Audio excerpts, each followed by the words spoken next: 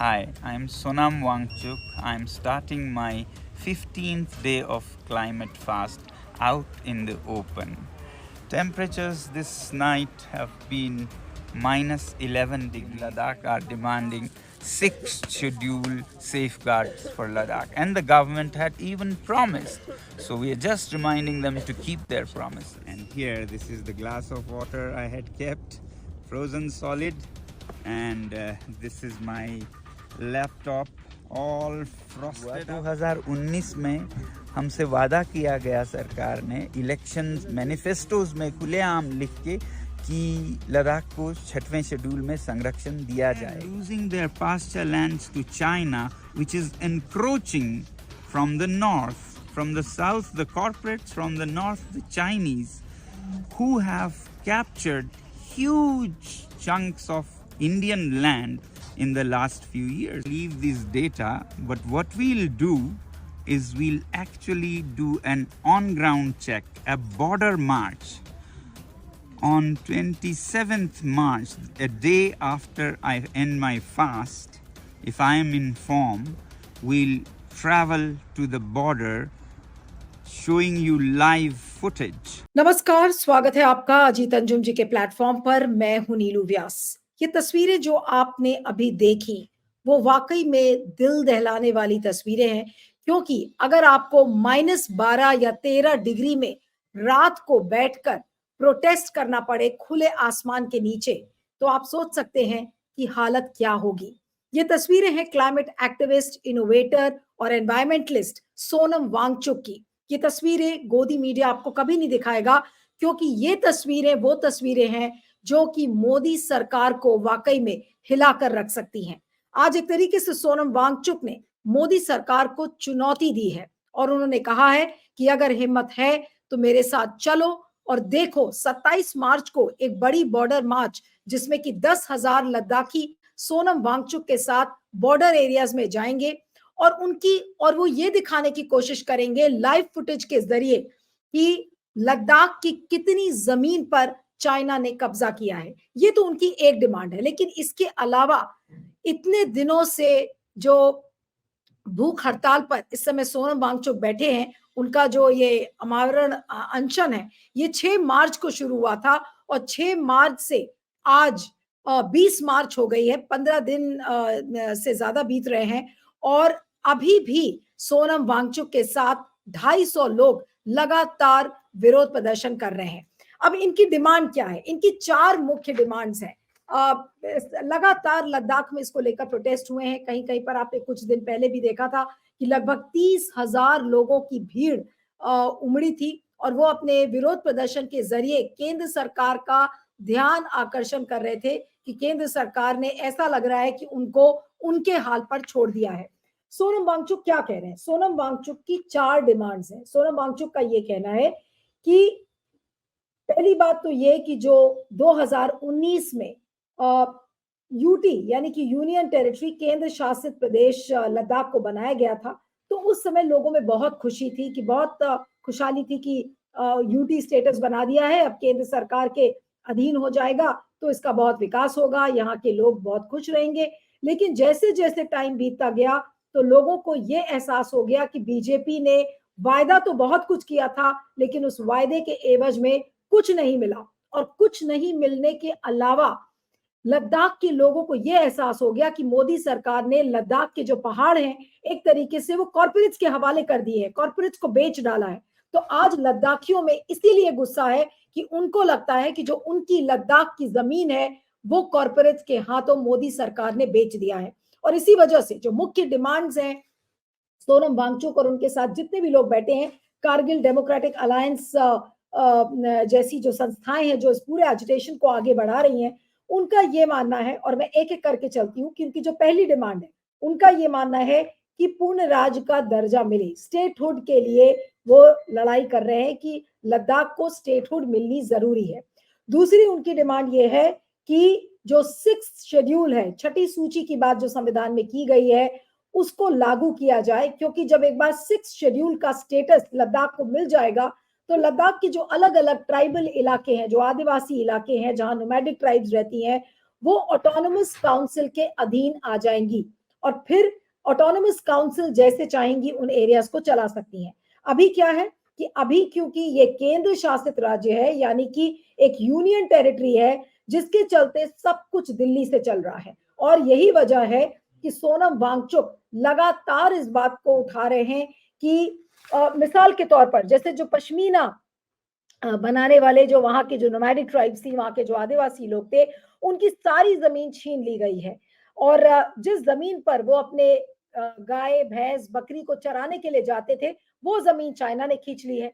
तो एक तरफ से साउथ में अगर आप देखें, जो दक्षिणी भाग है लद्दाख का, वहां पर क्या हो रहा है कि कॉर्पोरेट्स ने कब्जा कर लिया है। और उत्तर की अगर आप बात करें तो उत्तर में चाइनीज आर्मी ने धावा बोल दिया है। आपको याद होगा कि मैंने ही सुब्रमण्यम स्वामी का इंटरव्यू किया था, जो इंटरव्यू बहुत ज्यादा वायरल हुआ, और उसमें उन्होंने किस तरीके से ये बात हाईलाइट की थी कि मोदी सरकार की नाक के नीचे से चाइनीज पीपल्स आर्मी किस तरीके से 4000 से ज्यादा स्क्वायर किलोमीटर की जो भारत की जमीन है उसने अपने कब्जे में कर ली है। लेकिन क्या हुआ, मोदी सरकार तो चू भी नहीं कर रही है। अग्रेशन के मामले में उन्होंने कहा कि न कोई आया था, न कोई आया है। तो आज सवाल ये उठता है कि अगर आज सोनम वांगचुक इस मामले को पुरजोर तरीके से उठा रहे हैं, तो आज वो इसी बात को लोगों को बताना चाहते हैं कि 2019 में जब इसे यूटी स्टेटस मिला था, तो आप ये देखें, अगर बीजेपी का मैनिफेस्टो मैं आपको दिखाती हूँ, आपके स्क्रीन पर ये तस्वीरें आप देखें, इस मैनिफेस्टो पे 2019 के मैनिफेस्टो में क्या कहा था मोदी सरकार ने? मोदी सरकार ने ये कहा था कि हम 6 शेड्यूल का इम्प्लीमेंटेशन करेंगे, 6 शेड्यूल का स्टेटस दे देंगे लद्दाख को, ताकि लद्दाख के जो लोग हैं, वहां का इकोसिस्टम है, वहां की भाषा, वहां की संस्कृति और वहां के जो लोग हैं, उन पर किसी भी तरीके का प्रहार ना हो। ये विश्वास मोदी जी ने और बीजेपी ने 2019 में दिया था। 2019 से आज 2024 हो गया है और कोई भी डिमांड पूरी नहीं हुई है। मैं तो बल्कि आपको ये बताना चाहती हूँ कि 4 मार्च को अभी हाल में मोदी सरकार ने ये कह दिया कि अभी हम बिल्कुल बेबस हैं, हम आपकी कोई भी प्रॉमिसेस को पूरा नहीं कर सकते। और यही वजह है कि आज सोनम वांगचुक तमाम अपने जो विरोध प्रदर्शनकारी हैं उनके साथ उन्होंने इस बात का ऐलान किया है कि वो 27 मार्च को एक बॉर्डर मार्च करेंगे, जिसमें उनके साथ 10,000 लद्दाखीज बॉर्डर एरिया तक जाएंगे और लाइव फुटेज के जरिए वो ये दिखाने की कोशिश करेंगे कि देखिए, जिस जमीन पर यहाँ के जो नोमैडिक ट्राइब्स हैं, जो आदिवासी हैं, जो अपनी गाय भैंस भेड़ बकरी चराने के लिए जाते थे, तो वो अब वहां उन इलाकों में इसलिए नहीं चरा सकते हैं क्योंकि वहां पर चाइनीज आर्मी का कब्जा है। कहीं पर चाइना के टेंट्स, चाइनीज आर्मी के टेंट्स बने हुए हैं, कहीं पर उन्होंने कुछ गांव में कब्जा कर रखा है। इसी बात को बार बार वो दर्शाने की कोशिश कर रहे हैं। तो चाइनीज आर्मी का जो कब्जा है वो एक पॉइंट है, लेकिन जो बड़ा इशू है कि आज लद्दाख के साथ किस तरीके का धोखा बीजेपी की केंद्र सरकार ने किया है, आज वो सबको देखना चाहिए। ये खबर गोदी मीडिया से मैं बार बार कह रही हूँ कि ये गायब है। सोनम वांगचुक की जो वीडियो क्लिप्स है वो सोशल मीडिया पर वायरल हो रही हैं, सोशल मीडिया के लोग उसको दिखा भी रहे हैं। और मैं आपको सुनाना चाहती हूँ कि अभी उन्होंने जो हाल की जो बॉर्डर मार्च के बारे में बात की है, उसमें उन्होंने क्या कहा है, आइए सुनते हैं सोनम वांगचुक को। They are losing their pasture lands to China, which is encroaching from the north. From the south, the corporates, from the north, the Chinese, who have captured huge chunks of Indian land in the last few years. According to BJP leader Subramaniam Swamiji, 4,056 square kilometers of land has been lost in just few years. So you can imagine the plight of these nomadic people. Well, you may or may not believe this data, but what we'll do is we'll actually do an on-ground check, a border march on 27th March, a day after I end my fast. If I am in form, we'll travel to the border, showing you live footage along with nomadic leaders leading us. Some 10,000 Ladakhi people will march to the borders. तो आपने सुना कि सोनम वांगचुक किस तरीके की border मार्च की बात कर रहे हैं, और ये बॉर्डर मार्च अगर रोकी गई तो इससे बड़ा सबूत नहीं होगा कि मोदी सरकार वाकई में डर गई है वो नहीं चाहती कि वो असलियत लद्दाख के जो बॉर्डर एरियाज़ है, वहाँ की असलियत सामने आए। तो देखना होगा कि सोनम वांगचुक को रोका जाता है या नहीं। लेकिन इसके अलावा सोनम वांगचुक ने एक बहुत इम्पोर्टेंट बात कही और उन्होंने नाम लेकर जगह का बोला। उन्होंने कहा कि अगर आप चैंगथांग जो प्लेन्स है, चैंगथांग जो एरिया है, जो कि बॉर्डर माना जाता है तिब्बत और चाइना का, अगर आप उसके उस एरिया के पास जाएँगे तो आप देखेंगे कि जो आदिवासियों की जो ज़मीन है, वो खो चुके हैं और ये वही ज़मीन थी जहाँ पर पश्मीना की पूरी लोग पश्मीना का काम करते थे, पश्मीना फाइबर का काम करते थे और आज वो लोग काम नहीं कर पा रहे हैं और उसकी वजह ये है कि जो भारत के जो कॉर्पोरेट्स हैं, उन्होंने अपना स्टेक वहाँ पर जमाने की कोशिश की है। जो भारत के जो कॉर्पोरेट्स हैं, वो अपने प्लांट्स बना रहे हैं, वहाँ पर इंडस्ट्री खड़ी कर रहे हैं। माइनिंग की भी बातचीत हो रही है कि किस तरीके से उनको माइनिंग की लीज़ दी जाएगी। तो आप ये समझ लीजिए कि लद्दाख के जो पहाड़ी इलाके हैं, जो बॉर्डर एरियाज़ हैं, उनको एक तरीके से मोदी सरकार ने बेच कर रख दिया है। इस बात को सोनम वांगचुक ने कहा है। उन्होंने एक और एग्ज़ाम्पल दिया, उन्होंने कहा कि 13 गीगावाट का एक सोलर प्लांट बनाया गया है और ये एग्ज़ाम्पल दिया है कि इस 13 गीगावाट सोलर प्लांट के ज़रिए लगभग 1,50,000 स्क्वायर किलोमीटर की ज़मीन ऑलरेडी आदिवासियों के हाथ से निकल गई है। तो आप ये सोचिए कि कितनी बड़ी बात है कि अगर कॉर्पोरेट्स एक तरफ से कब्ज़ा कर रहे हैं, दूसरी तरफ से चाइनीज़ आर्मी कब्ज़ा कर रही है, तो लद्दाख का कौन-सा हिस्सा बचेगा, आप ये सोच सकते हैं। लेकिन क्या आपको ये गोदी मीडिया दिखाएगा? कभी नहीं दिखाएगा और 4,000 लगभग 56 स्क्वायर किलोमीटर की ज़मीन पर ऑलरेडी चाइना कब्ज़ा कर चुका है। इस बात को खुद सुब्रमण्यम स्वामी ने कहा है। वांगचुक बार-बार इस बात को हाइलाइट कर रहे हैं कि जब यूनियन टेरिटरी लद्दाख को बनाया गया, तो उस समय लोगों को ये इस बात का आश्वासन हुआ कि लोगों को वहाँ पर नौकरियाँ मिलेंगी और उनकी भर्ती होगी। लेकिन क्या हुआ? 5 सालों में लोगों के पास ना वहाँ पर जॉब्स हैं, ना नौकरियाँ हैं, ना किसी तरीके की भर्ती का प्रोसेस हो रहा है और जो 4 डिमांड्स रखी गई थी, उन 4 डिमांड्स में ये भी सोनम वांगचुक और जो कारगिल डेमोक्रेटिक अलायंस के जो लोग हैं, उन्होंने कहा है कि 2 अलग-अलग लोकसभा सीट कारगिल और लेह की बनाई जाए। भर्ती की जो प्रक्रिया है, उसको एक अलग से पब्लिक सर्विस कमीशन बनाया जाए लद्दाख का, जिसके चलते इस पूरी भर्ती प्रक्रिया को पूरा किया जाए। और बार-बार वो इसी बात को कह रहे हैं कि ये जो यूटी स्टेटस मिला यानी कि जो केंद्र शासित राज्य का दर्जा मिला था लद्दाख को, उससे लद्दाखियों का कोई फ़ायदा नहीं हुआ है। आज लद्दाख के लोग इसीलिए गुस्सा हैं, आग बबूला हैं और मोदी सरकार के खिलाफ झंडा लेकर विरोध प्रदर्शन चल रहा है। अभी कुछ दिन पहले ही हमने आपको दिखाया था इसी प्लेटफ़ॉर्म पर कि 50,000 से ज़्यादा की भीड़ वहाँ पर निकली हुई थी और इन्हीं 4 डिमांड्स को लेकर जो कि पूर्ण राज्य का दर्जा, 6th शेड्यूल का इम्प्लीमेंटेशन, अलग-अलग लोकसभा सीट्स लेह और कारगिल की और जो भर्ती प्रोसेस है वो एक public service commission of Ladakh के ज़रिए किया जाए। इन 4 डिमांड्स को लेकर भारी भीड़ लद्दाख में जुटी हुई है, लेकिन जो गोदी मीडिया है उसके कान में जूं भी नहीं रेंग रही है, उनके लिए ये खबर ही नहीं है। एक व्यक्ति इतना बड़ा जो क्लाइमेट चेंज का जो एनवायरमेंटलिस्ट है, लद्दाख के आंदोलन का एक बड़ा चेहरा लद्दाखियों के मौलिक अधिकारों के लिए लड़ रहा है, लेकिन ये खबर गोदी मीडिया के लिए नहीं है। अब आप ही बताइए कि भारत के एक हिस्से को मीडिया ने छोड़ दिया है, केंद्र सरकार ने तो कह ही दिया कि हम आपकी पूरी प्रॉमिसेस को हम पूरा कर ही नहीं सकते, तो फिर ये सरकार किस काम की जो आज लद्दाखियों के पीठ में एक तरीके से छुरा भोंकने का काम मोदी सरकार ने किया है। और आज बार-बार लद्दाख के लोग यही कह रहे हैं कि लद्दाख के जो पूरे पहाड़ थे, वो कॉर्पोरेट्स को बेच दिए गए हैं और आज इसी के चलते चाहे वो गरीब हो, चाहे नवयुवक हो चाहे फिर वो बूढ़ा-बुजुर्ग वर्ग हो लद्दाख का, आज सब लोगों को एक ऐसा एहसास हो रहा है कि मोदी सरकार ने उसके साथ धोखा किया है, उसको छला है पूरी तरीके से। अब जो 6th शेड्यूल की बात हो रही है, यहाँ पर ये भी समझाना ज़रूरी है कि जब 6th शेड्यूल लागू होता है, तो 6th शेड्यूल के स्पेशल स्टेटस के ज़रिए ऑटोनोमस काउंसिल्स बनाई जाती हैं। जैसे आपने देखा था कि मेघालय में है, बोडोलैंड की ऑटोनोमस काउंसिल है, असम में एरियाज़ हैं, जहाँ पर ये ऑटोनोमस काउंसिल्स हैं। तो ऑटोनोमस काउंसिल के ज़रिए जो उस राज्य की या उस एरिया की ऑटोनॉमी होती है, उसकी स्वायत्तता होती है, उसको प्रिज़र्व किया जाता है। आज इसी बात को लेकर सोनम वांगचुक बार-बार डिमांड कर रहे हैं कि अगर उसको ट्राइबल स्टेटस का दर्जा मिल जाएगा, तो ऑटोनोमस काउंसिल्स की गवर्नेंस वहाँ पर जब होगी, तो वहां के आदिवासियों को आवाज मिलेगी।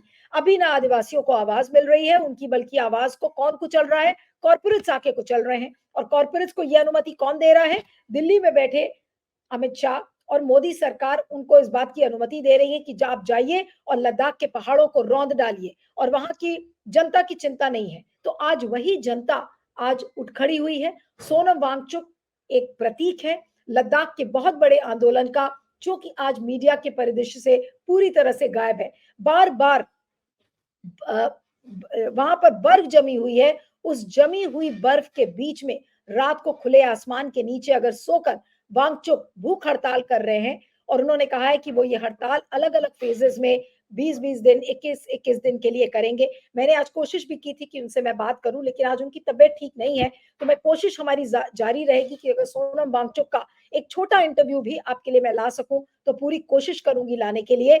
लेकिन जो डिमांड्स हैं आज, वो ये इस बात को भी दर्शाता है कि जो लोकतंत्र है वो एक तरीके से खत्म हो गया है। सोनम वांगचुक ने ये भी कहा कि भारत के जो प्रधानमंत्री हैं वो क्या कहते हैं कि भारत मदर ऑफ डेमोक्रेसी है, लेकिन अगर लद्दाख की बात की जाए तो वहां पर स्टेप मदर ऑफ डेमोक्रेसी बताया जा रहा है कि लद्दाख के साथ एक सौतेला व्यवहार मोदी सरकार कर रही है। लद्दाख के लोगों को उनके हाल पर छोड़ दिया गया है। न वहां के लोगों के पास नौकरी है, न वहां के लोगों के पास मौलिक अधिकार हैं। जो उनके पास बचा कुचा था वो भी कॉर्पोरेट्स ने छीन लिया है। तो वहां का जो गरीब तबका है, आदिवासी तबका है, वो क्या करेगा? वो आज मजदूरी करके अपना पेट पालने की कोशिश कर रहा है। और सोनम वांगचुक के साथ वहां पर लोग सॉलिडारिटी में खड़े हुए हैं कि सोनम वांगचुक आज हमारे अधिकारों के लिए लड़ रहे हैं, तो पूरा लद्दाख आज उनके साथ खड़ा हुआ है। लेकिन देश की सरकार ने आंखें बंद कर ली हैं। देश की सरकार को, यानी कि केंद्र सरकार को, लद्दाख के लोगों का दर्द बिल्कुल भी उससे वो बिल्कुल परे हैं। उनको लगता है कि नहीं, वो तो जीत जाएंगे। 370 सीटों का दावा करते हैं, लेकिन लद्दाख के लोगों के बारे में आज कौन सोचेगा, ये एक बड़ा सवाल लगातार सबके बीच में बना हुआ है कि किस तरीके से लद्दाख के साथ सौतेला व्यवहार कर रही है मोदी सरकार। और आपको ये भी बता दें कि 24 मार्च के लिए सोनम वांगचुक ने पूरे विश्व के लोगों से अपील की है कि आप लोग आए और मेरे साथ समर्थन में खड़े हों अपनी अपनी जगह से ही, ताकि लद्दाख के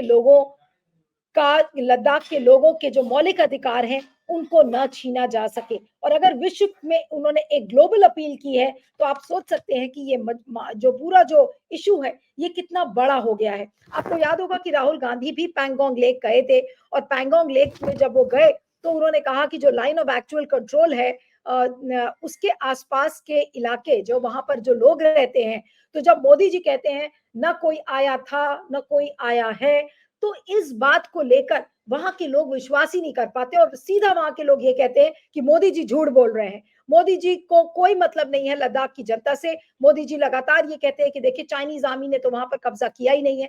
तो सोनम वांगचुक की ये जो पूरा जो भूख हड़ताल है, ये लद्दाख को बचाने के लिए, लद्दाख की जनता के मौलिक अधिकारों की लड़ाई है, लद्दाख की कॉन्स्टिट्यूशनल स्टेटस की लड़ाई है। ये सारी एक बड़ी लड़ाई के रूप में उभर रहा है। लेकिन सोनम वांगचुक की आवाज कितने लोगों तक पहुंच रही है? आज अगर बर्फ के बीच में बैठकर वो आदमी आज लोगों के मौलिक अधिकारों के लिए लड़ रहा है, तो आज हमारा फर्ज क्या बनता है? क्या हम आंख में पट्टी बांध लें? क्या हम ये कहें कि सोनम सोनम वांगचुक का एंटी नेशनल है? क्या हम ये कहें कि वो बेवजह मोदी सरकार के खिलाफ बोल रहे हैं? एक रिस्पॉन्सिबल पत्रकार और एक रिस्पॉन्सिबल प्लेटफॉर्म पर काम करने के नाते कम से कम मैं आज सोनम वांगचुक के साथ खड़ी हूं, लद्दाख के लोगों के साथ खड़ी हूं, और लद्दाख के लोगों की जो लड़ाई है उसमें मैं अपने आप को संबद्ध करते हुए ये कहना चाहती हूं कि लद्दाख के लोगों के साथ आज खड़े होना बहुत जरूरी है। मीडिया, जो एक बड़ा तबका है मीडिया का, जिसने अपनी आंखें बंद कर ली हैं, काश वो मीडिया खुलकर अपनी अपनी आंखें खोलकर देख सके कि आखिर लद्दाख में क्या हो रहा है, लद्दाख के लोग किस तरह से जूझ रहे हैं। लद्दाख के लोग भूखे ना मरे, इस वजह से सोनम वांगचुक की लड़ाई है। लद्दाख के लोगों के पास नौकरियां रहें, इस वजह से सोनम वांगचुक की लड़ाई है। लद्दाख का पर्यावरण बचा रहे, इस वजह से सोनम वांगचुक की लड़ाई है। लद्दाख की संस्कृति किस तरह से बची रहे, ये सोनम वांगचुक की लड़ाई है। तो ये एक बड़ी लड़ाई को सोनम वांगचुक लड़ रहे हैं, और केंद्र सरकार कान में तेल डालकर बैठ गई है। बल्कि उसने तो ये कह दिया है कि हम आपकी जो प्रॉमिसेस हैं उनको फुलफिल नहीं कर पाएंगे, यानी कि जितने भी हमने आश्वासन दिए थे हम उनको पूरा ही नहीं कर पाएंगे। अब आप ये सोचिए कि जम्मू कश्मीर में चुनाव होना है, सुप्रीम कोर्ट ने आदेश दिया था कि जम्मू कश्मीर में सितंबर के पहले चुनाव होना है, तो अगर जम्मू कश्मीर में चुनाव होगा और अगर वहां पर लोकतंत्र की बहाली होगी तो लद्दाख क्या करेगा? लद्दाख क्या ब्यूरोक्रेसी के अंडर रहेगा, नौकरशाहों के अधीन रहेगा और वहां के लोग इसी तरह से नौकरशाह के अधीन बने रहेंगे और अपने पेट की लड़ाई लड़ते रहेंगे, अपने रोजी रोटी की लड़ाई लड़ते रहेंगे? ये बहुत गंभीर सवाल है और इन पर सोचना बहुत जरूरी है। आज सोनम वांगचुक को लोग सैल्यूट करें कि वो इस तरीके की लड़ाई और एक कठिन लड़ाई बिना खाए पिए, भूखे और इस भयानक मौसम में इस तरीके की लड़ाई को कैरी आउट करना भी अपने आप में एक बहुत कठिन परिश्रम है और एक बहुत बड़ी अग्नि परीक्षा है जो आज वो भारत के लद्दाख के लोगों के लिए वो दे रहे हैं। तो आज एक बड़ा चेहरा वो बनकर उभर रहे हैं। उन्होंने तो बल्कि ये भी कहा, मैं उनका एक स्टेटमेंट पढ़ रही थी, उन्होंने कहा कि प्रधानमंत्री नरेंद्र मोदी सपना देखते हैं कि उनको नोबेल पीस प्राइज मिले। तो नोबेल पीस प्राइज के लिए आप इस तरीके से लोगों के मौलिक अधिकारों का हनन नहीं करते, जिस तरीके से लद्दाख के लोगों का मौलिक अधिकारों का हनन प्रधानमंत्री नरेंद्र मोदी ने किया है। तो ऐसे में क्या प्रधानमंत्री को नोबेल पीस प्राइज मिलेगा जब लद्दाख के लोगों के आंख में आंसू हैं, उनके पेट खाली हैं और वो तरस रहे हैं नौकरियों के लिए? ऐसे में प्रधानमंत्री का ये सपना कि उनको नोबेल पीस प्राइज मिलेगी, शायद ही ये मुमकिन हो, क्योंकि नोबेल पीस प्राइज कमिटी में खुद सोनम वांगचुक का काफी इंटरवेंशन रहता है, उनके अलग अलग फंक्शंस में वो जाते हैं और उन्होंने खुद कहा कि मैंने नोबेल पीस प्राइज की कमिटीज को बहुत क्लोजली देखा है, तो मुझे नहीं लगता कि कभी भी प्रधानमंत्री नरेंद्र मोदी को नोबेल पीस प्राइज मिलेगा जब तक कम से कम लद्दाख के लोग अगर इसी तरीके से रोते रहेंगे। इस वीडियो को ज्यादा से ज्यादा शेयर करिएगा, फीडबैक दीजिएगा और बने रहिएगा मेरे साथ अजीत अंजुम जी के प्लेटफॉर्म पर। Thank you.